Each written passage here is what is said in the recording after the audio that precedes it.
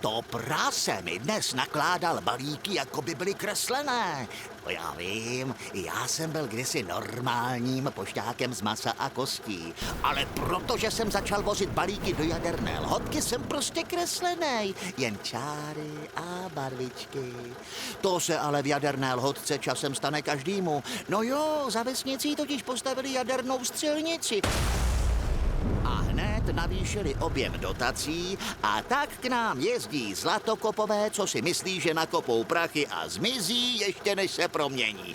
Ale většina to nestihne.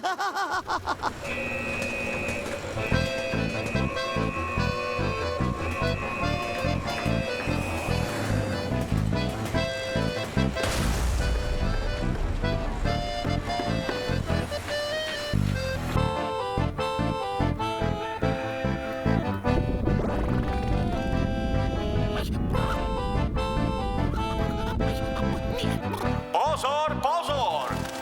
Naše vesnice Jaderná Lhotka byla vyhlášena vesnicí roku. Porota ocenila soužití kreslených obyvatel s lidmi, kteří se k nám přistěhovali, i když tím riskují, že se zářením z jaderky promění v kresleňáky. Ale tyto zlatokopecké naplaveniny přitahují hlavně bohaté dotace určené na mnohdy nesmyslné projekty. Konec hlášení.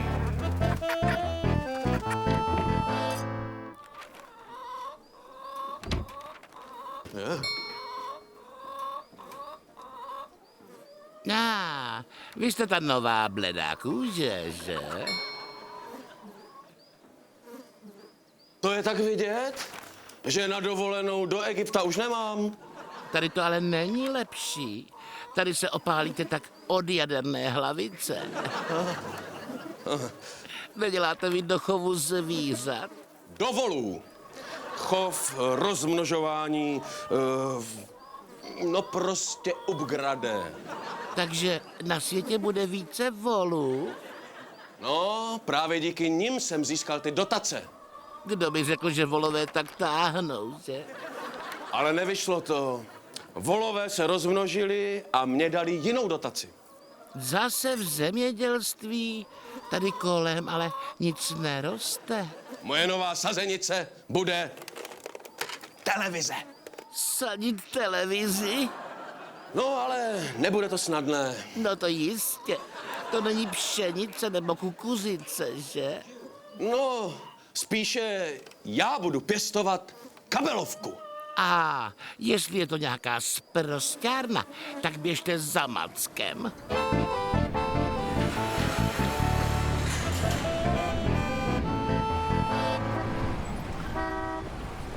Kde mám svoji dotaci?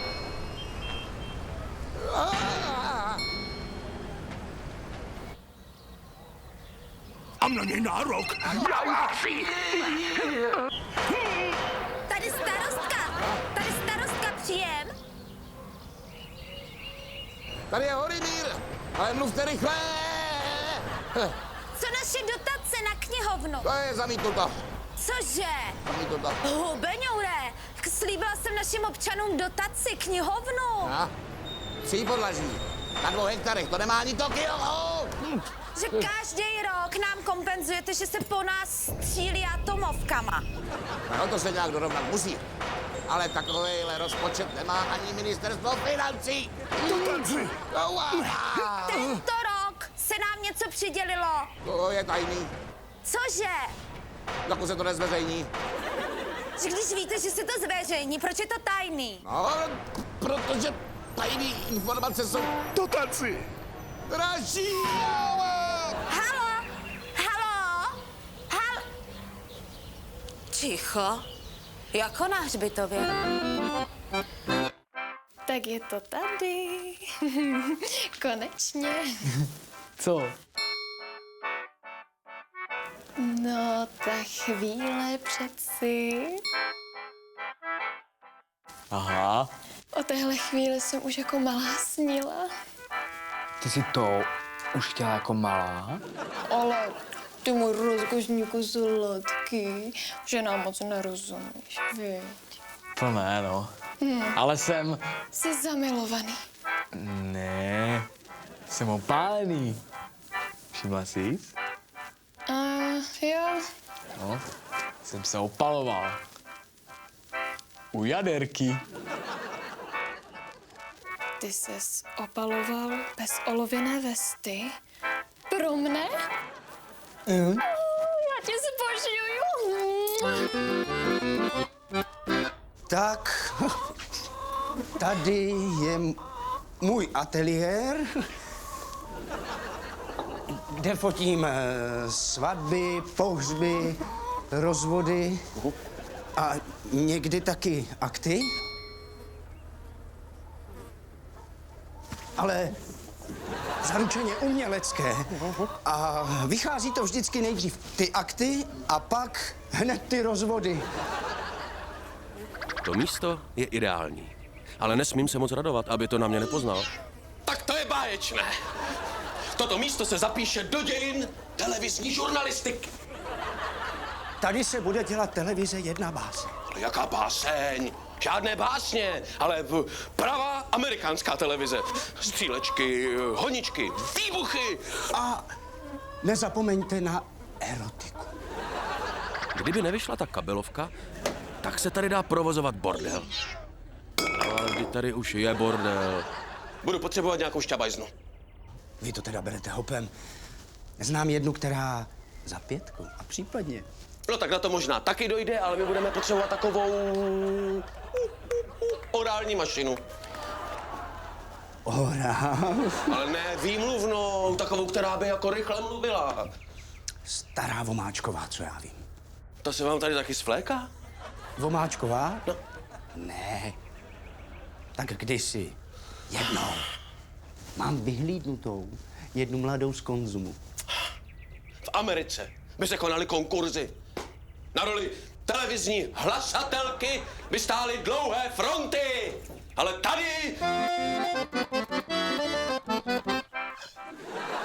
Nekoukej. To je jako rybíz. Myslí striptease. Já už dneska nebudu na nic. Myslíš, že nebudeš panit? Já mám takovou radost.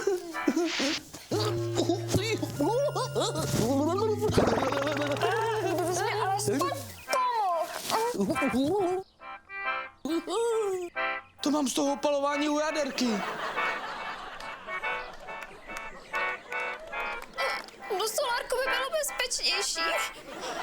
Tak když se zbavím té aktivity, Myslíš radioaktivity? no, tak to bude jako dřív. Co mám s tebou teďka dělat? Si s tebe můžu udělat maximálně tak vlaštovku. Ne, skládat ne. To bude bolet. Mě to mělo bolet. S váma mužskýma je ale soužení teda.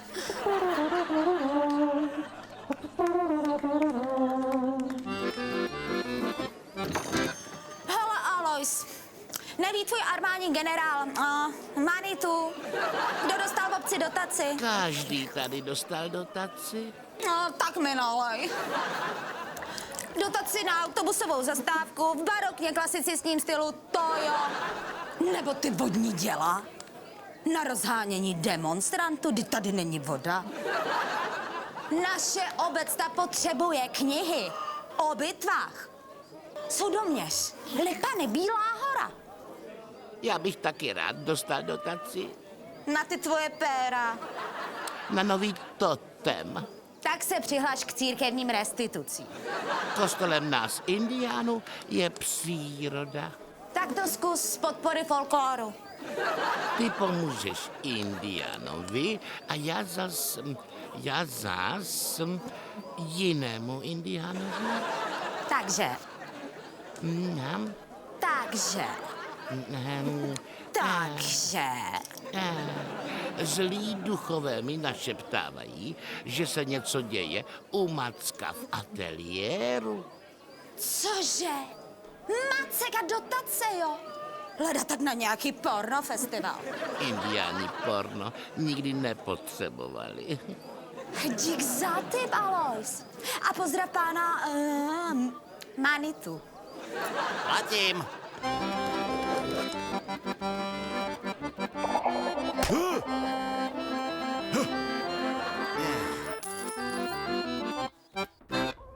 V obchodě mi řekli, že mám jít sem, ale já už fotku na občanku mám.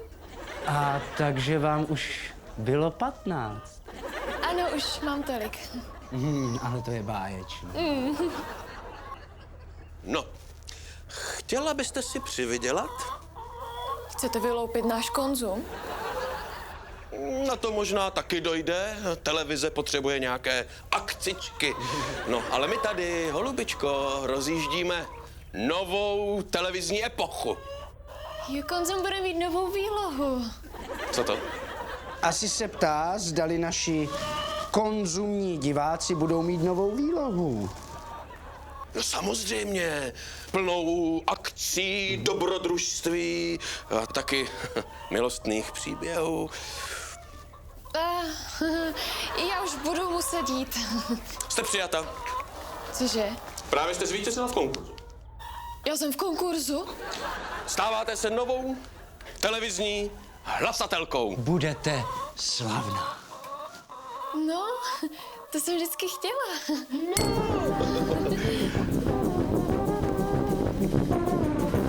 Tak, už jsem tu zas. To je kdo? Ti tady posledně nebyli. Jsou tu hodně zim a jar. Odchází jen, když je pohřeb. Není mezi nima elektrikář. To by bylo pro obec příliš nebezpečné. Na co ten nůž? Už jste tu podruhé. Řízneme si zápěstí na znamení bratrství jako vinetou a odšetrem. Cože? Tak vykouříme alespoň kalumek míru. Smí se dneska v hospodách vůbec kouřit? Když jde o mír. Potřebuju položit kabel. Tady se pokládají jen půl litry. Asi se dám na modlení. Je to jedna z možností, ale znám rychlejší.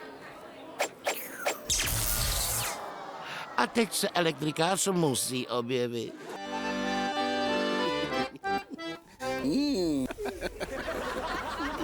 Komácku, co ty holky? Mají už 15? No jistě. Běžte, holky, ať stihnete vlastivědu. Oni se tu nefotili. A co pak tu dělali? To jsou akcionářky a měli jsme tu valnou hromadu. Myslíš Vilnou? Já jsem umělec. A červený trenky máš? Tak si je pověz na hrad, Macku. Miluško, ty žárlíš. Já jsem politička, já nežádlím, já lobuju. A ty umíš hezky lobovat. Nešla kolem tebe nějaká dotace?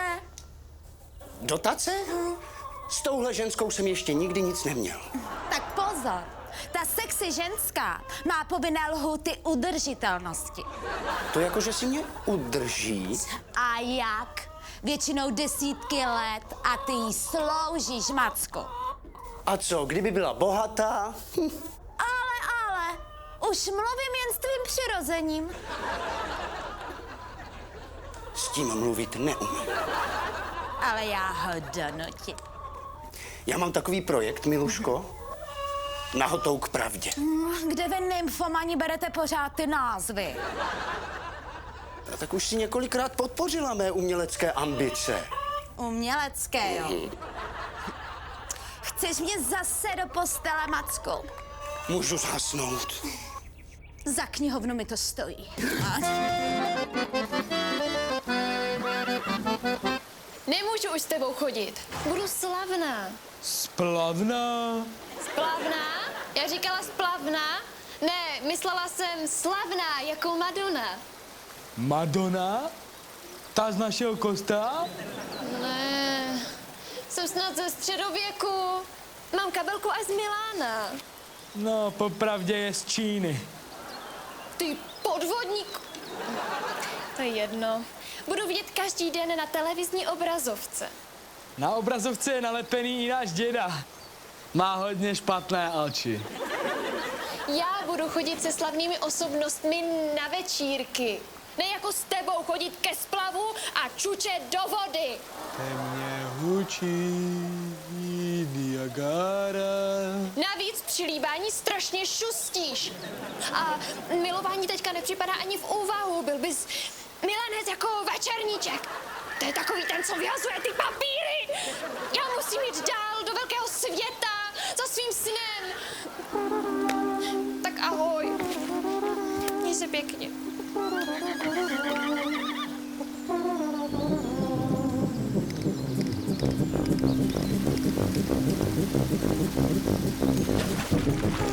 Pozor, pozor. Nový obyvatel poskočil, získal dotaci na rozjezd kabelové televize. Nesplést si s kabelkou, ta je mnohem levnější. Jako moderátorka se představí bývalá prodavačka za pultem Jituš a vysílat se bude z doupěte neřestí Macka. Konec hlášení.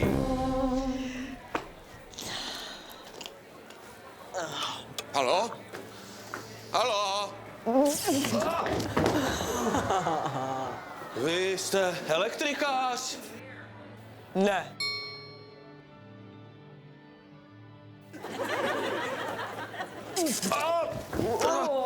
No to je vidět. Tak proč do toho šaháte? Tak už od malá mě to bavilo.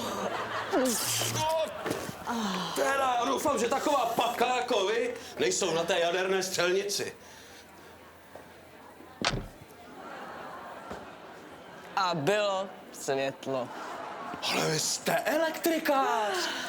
No konečně mám štěstí. Proč jste říkal, že ne? Protože jsem ta pakoška elektrikářka. Emancipace dorazila i do lodky. No, mám pro vás dlouhodobý kšeft. Proč ne?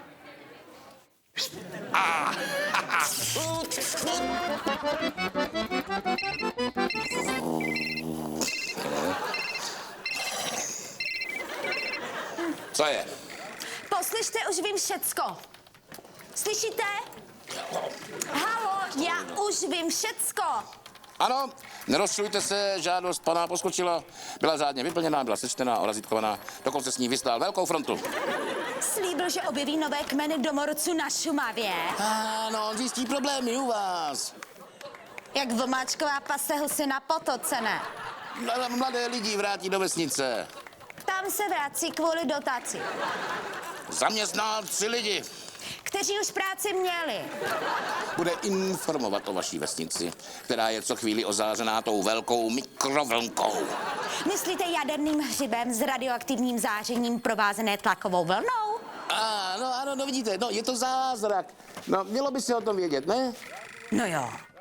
Teď s tou televizí ještě můžu kandidovat do parlamentu. Halo. No. Halo, halo. Dnes odpoledne začíná vysílat místní kabelovka, tak ne, že začnete řezat na cirkulárce. Cvičení NATO ve vzdušném prostoru nad obcí se taktéž zrušilo. Alois v hospodě zve na malou televizi a velkého frťana. Konec hlášení. Tak, za minutku jdeme do éteru. Šéfe, éter. Mám sehnat éter? Ale to ji uspíme. Žádnou chemii, tak frťánka bych si dala. Máme barevnou kameru, na ní jde všechno vidět. Ale já si dám jenom za mne. A klidně i za mne. Kde je ta láhev? Jaká láhev? Tady Pozor. 5, 4, 3, 2, 1. Pojď. Mluv něco. Mluv. Jako na zkoušce. Už to jednou už něco řekni. Vítám vás u nás v Konzumu. Ticho! Tady nejsme na poli, tady se vysílá. Nesu vám kabel. No to je snad nějaký nový druh terorismu. Kabel se pokládá do země. Z hlíny jsme povstali, do hlíny se vrátíme. Já se tam chci vrátit hned. Jsme tady pro vás a každou půl hodinu vám odhalím něco z mého života. Tak na to se lidi budou koukat, na to jo. Můžu vám konečně dát ten kabel, abyste mohli vysílat. Chcete mi říct, že tahle kamerka nevysílá, že jsme tady pro legraci? Jsme tady pro vás, ale bez vás by nás to tady... Nebavilo, že? Jo. Snad se EU nikdy nedozví, co tady děláme. Bylo, nebylo, dolní hodce, vybrali grant a to nejmíň ve stovce. Chtěla knihovnu paní starostka, však místo knihovny tu bude kabelovka. Zprávy a pohledy, okolní dění, vše, co si budete přát. Vysílání je denodenní.